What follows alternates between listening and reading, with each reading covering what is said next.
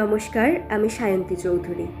আমার লেখা একটি গল্প খুব শিগগির এবার কালী পুজোয় আসতে চলেছে গল্পগুজব অডিও স্টোরি চ্যানেলে। কালী পুজো শুনেই আশা করি বুঝতে পারছেন গল্পে অলৌকিক দেবী, পৌরাণিক আখ্যান আর তন্ত্র এবং ভয়ের কিছু ব্যাপার স্যাপার লুকিয়ে তো আছেই।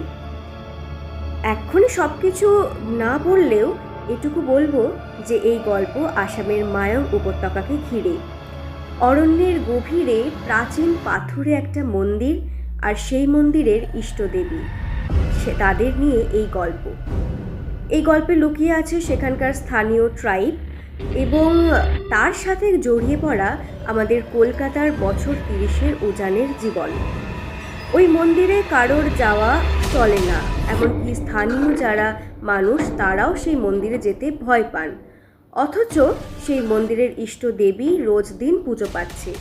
সেই মন্দিরের ইষ্টদেবীকে তাহলে প্রতিদিন কে বা কারা পুজো করছে? তার সাথে উজানের স্টোর রুমে পড়ে থাকা 6 ইঞ্চির সাদা মূর্তিটারই কী সম্পর্ক থাকতে পারে? এইসব নিয়েই আসছে আমার লেখা গল্পটি। আপনারা সবাই শুনবেন আর জানাবেন কেমন লাগে। ধন্যবাদ।